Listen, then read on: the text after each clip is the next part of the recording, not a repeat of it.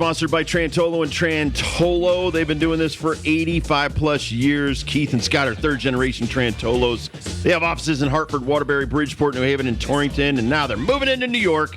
2 Long Island offices in Riverhead and Melville. Save some time to get a hold of them if you've been seriously injured. 844-999-9999. Sad news in the world of restaurants. Red Lobster is possibly declaring bankruptcy. No! So will we miss Red Lobster if they go under? Hell yes, man. Come on now. Kurt, you're going to look at me in the eye and tell me you don't like them Cheddar Bay biscuits? I have not been to a Red Lobster since the turn of the century. Oh, Wow. man. Wow. It kept me alive. Minor leagues and then in Montreal. So I'll give you a quick story when I saw this question. Norm Charlton and myself, Joe Oliver and a bunch of other guys, every day on your way to the subway to get to the stadium in Montreal was a Red Lobster right across the street from our hotel. Now, there's other restaurants, but they didn't serve like, your easy American style type what you knew. cuisine. It's what we knew. There was a Burger King and there was a Red Lobster. We'd go into Red Lobster. They had like a buffet. They had soup, they had salad, stuff like that. But then, of course, they had the shrimp. And so I'm reading this endless shrimp deal. That's what did them in. Yeah. Why would you give away this amazing, great shrimp? Because I would always get the butterfly shrimp with some clam chowder. I can remember like it was yesterday. It had great bread. Mm-hmm. Like you said, they had the biscuits that had the cheese on them. Sometimes I go get a Caesar salad and just eat biscuits all day.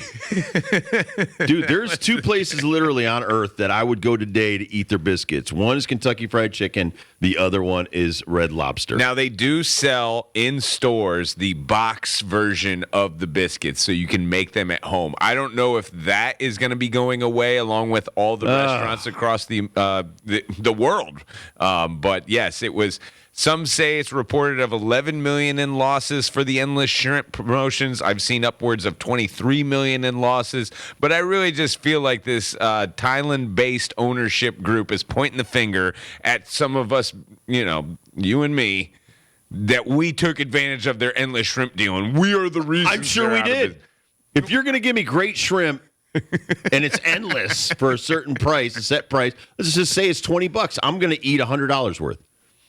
Every time. So true. Every time. So true. Who was that one big heavy set comedian that you used to say? Ralphie? He used to go into like a buffet and they'd kick him out because he'd wreck the buffet. So I think that's the issue. They needed to have a clock. They needed to have a shrimp clock. We have the pitch clock, we have the shot clock. You needed the shrimp clock. Yep. Because my boys and I back in our Golden Corral days, especially on Sundays when we have a noon kickoff to all the way of Sunday night football, could sit at a Golden Corral for 8 hours and watch television and continuously eat fried chicken and soft serve ice cream.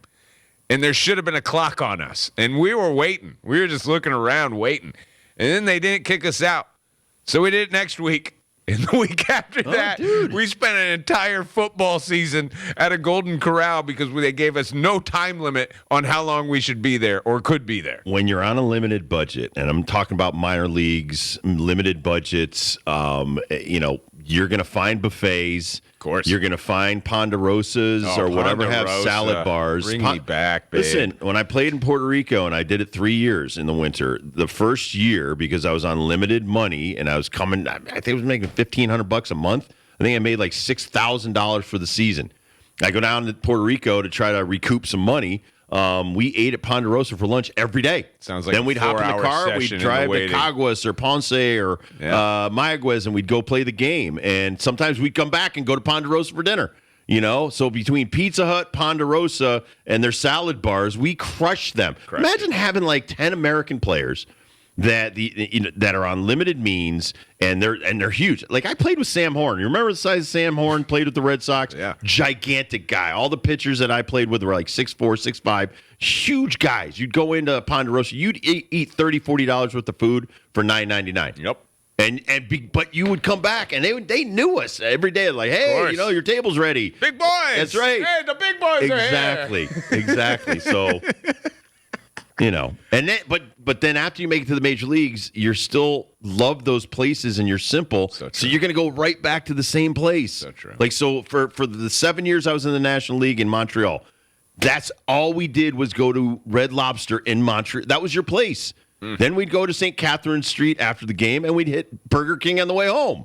So that would, every guy would tell you the same thing because almost every team stayed at the same hotel. I will be pouring one out. That this Red Lobster in Fort Wayne that my grandma used to take. How could you? Celebration. It was a celebration place for our family. See that giant red claw and you're like, this is home. By the way, a couple of facts. Red Lobster's giant red claw on the lobster actually had a name. The lobster's name, Claude. Now we know. You tell us when you're leaving that the lobster's lobster had a name, Claude? The Cheddar Bay Biscuits have their own Facebook page. They should. They should. Dude, I'm not kidding. Listen, just like Skyline's synonymous with Cincinnati. Yeah. Like Red Lobster for people that don't want to go to a high-end restaurant and order whatever the price of the day lobster is and pay $50 to $100 for a couple pounds of lobster. You go in there and you're going to crush some seafood and good seafood. The Fort Wayne Red Lobster, my dad would make it known to the waiter, don't be skimping on them biscuits. Keep coming. Yeah. Keep coming. Don't be shy about them biscuits. And if they weren't shy about them biscuits, he'd be so mad. He'd be really upset. Like, we need at least 3 rounds. At least 3 rounds of biscuits. Keep them coming. I was in an argument on our way to Boston yesterday with my wife about Cracker Barrel. That in the minor leagues, you could go to Cracker Barrel for under $10, get they call it a hamburger steak, but what it is like 2 smashed hamburgers together with a side of mashed potatoes and corn. And then you're going to get biscuits and whatever. And it's for $9.99. And for a guy that's on a limited budget or a woman and their family, dude, you could crush some of that food and survive. I'll never forget this one place that was giving us all you can eat chicken wings, and they didn't notice. This is college, and I'm with a bunch of football players, and we brought in a trash bag. Well, we found a trash bag. We did a little take-home action, and that place isn't in business anymore. Go figure. Go figure. Sorry, I was endless hungry. Shrimp. We have to declare bankruptcy. You said endless. You said endless? I don't care if you're about to close. I'm staying for another 3 hours. Bring on the biscuits. Bring me some more shrimp. And those cheese biscuits. Keep them coming. We'll be right back.